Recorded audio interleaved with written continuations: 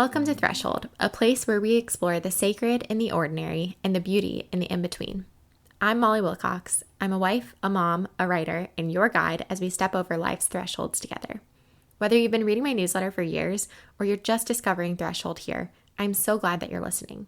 Together, we reflect on faith, creativity, and the small but meaningful ways we're being transformed in the everyday. Let's dive into this week's reflection.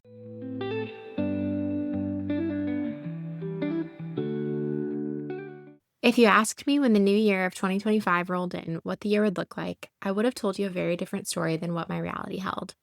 I pictured I would have another baby with me now, and when I got pregnant in February, that felt like confirmation of my hopes and dreams. I imagined this holiday season vividly, a quiet house lit by a Christmas tree punctuated by the soft squeaks and sighs of a new baby who would have been here by now.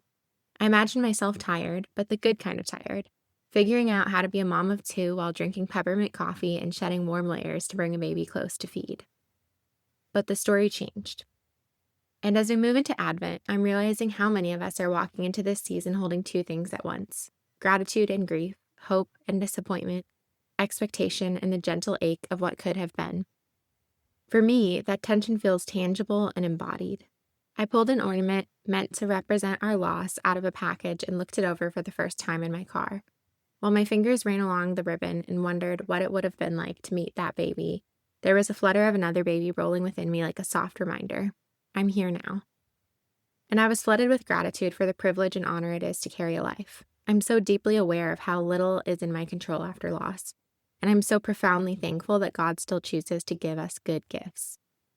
The tension of missing a baby who isn't in my arms is starkly contrasted by the gratitude of carrying another baby who is constantly reminding me with kicks and wiggles that they are here right now.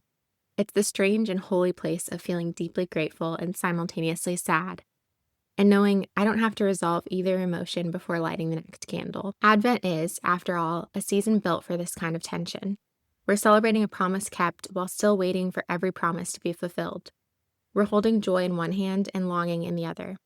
The first Advent story wasn't tidy. There were detours, waiting, fear, unexpected visitors, and a teenage girl whose life changed in a moment she didn't ask for. Advent feels honest to me this year. I can be grateful my baby is in heaven, held in perfect love, in a place without pain or confusion or waiting.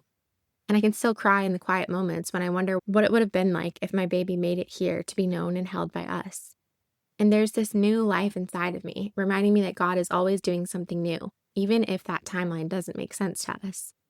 Every flutter is a reminder that hope persists.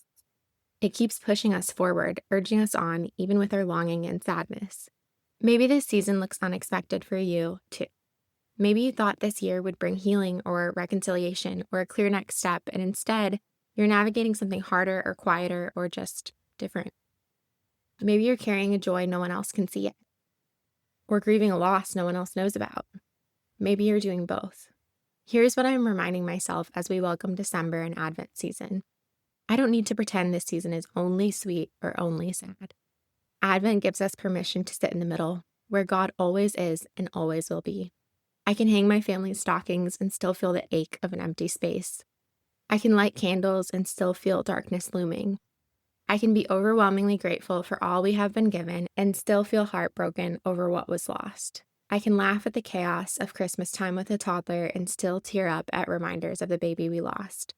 This is the kind of waiting Advent teaches us. It is not passive, not pretend, not polished, but it is an expectant, honest, full, and deeply felt waiting. If this season finds you in a story you didn't choose or one you never would have written yourself, take heart. May this December be gentle with you. May you be surprised by the gifts of joy and the gifts of sorrow, and may God meet you with his steady presence right where you are.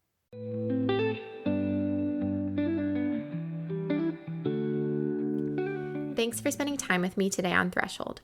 If this episode resonated with you, I'd love for you to share it with a friend, subscribe, or leave a review. It all helps so much.